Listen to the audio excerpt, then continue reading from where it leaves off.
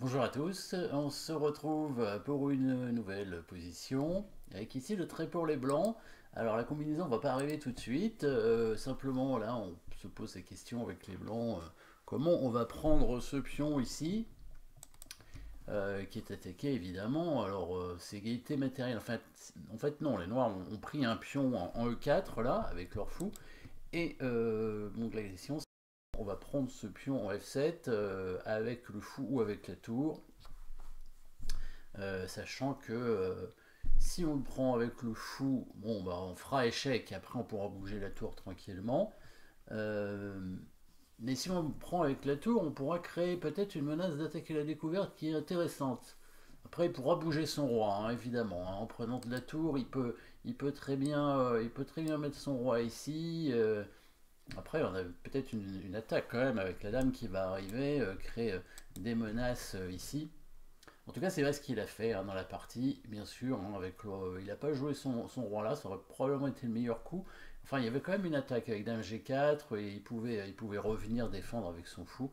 Bon, la partie aurait continué, mais qu'est-ce qui s'est passé très exactement? Ben, il a mis son fou ici, et ça, il fallait évidemment s'en préoccuper quand on prend le pion F7. Après, bon, évidemment, on peut échanger le fou et enlever la tour, mais c'est assez embêtant parce qu'après, c'est lui qui va contre-attaquer avec sa tour en A2. Ici, on a quand même un fou qui est bien bloqué hein, par le pion. Donc là, il fallait trouver un bon coup ici, hein, obligatoirement. Sinon, le coup de tour prend F7 était pas bon.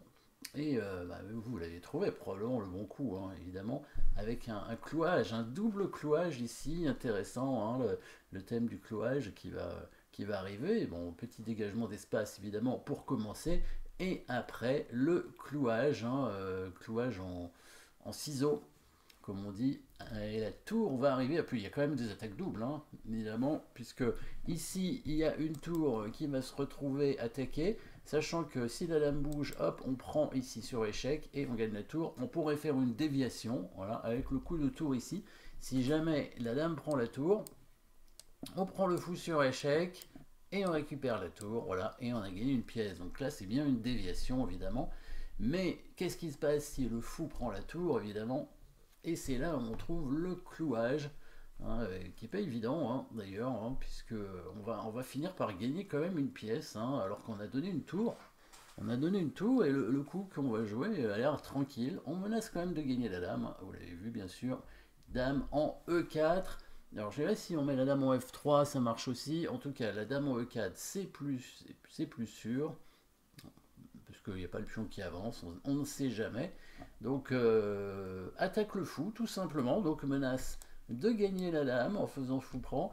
Il ne peut pas prendre la dame parce que bah, le roi est sur la trajectoire du fou. S'il prend le fou, bah, il va perdre sa dame et après peut-être qu'il va perdre encore une pièce derrière. Hein, il y a des chances puisque la tour peut pas trop bouger de la 8e rangée à cause du mât du couloir. Donc il y a des pièces non protégées qui sont là. Donc si la tour vient défendre le fou, bah, on va simplement attaquer la tour avec la dame et le fou est perdu, il n'y a rien à faire.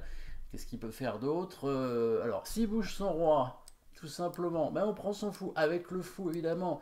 Et là on refait une attaque double avec la dame et la tour. Il va finir par perdre sa tour. La dame veut bouger, elle ne peut pas attaquer quoi que ce soit où elle bouge et on prend sa tour, voilà. Et puis on se retrouve avec un fou de plus, bien entendu. Qu'est-ce qui reste comme coup? Bah, c'est pareil, s'il bouge sa dame, de toute façon ça ne change rien. On peut prendre le fou avec le fou sur échec, et après on prend la tour, on récupère toutes les pièces ici. Hein, s'il bouge sa tour, on va gagner sa dame, etc. Donc là, il n'y a vraiment pas de bon coup pour les noirs. Donc le bon coup, le coup roi H8, peut-être il y avait dame G4 qui allait arriver, mais le fou allait revenir tout simplement pour parer à la menace. Donc là, la partie continue. Hein. C'était une position un petit peu mieux pour les blancs parce que la tour est un peu plus active, mais leur fou de case noire est quand même pas terrible. Donc la partie évidemment continue, mais évidemment, pour qu'il y ait, encore une fois, pour qu'il y ait une combinaison, il faut forcément que l'adversaire ait fait une erreur. C'est ce qui s'est passé avec ce coup fou D5. Merci d'avoir suivi cette position. N'oubliez pas de vous abonner et à très bientôt.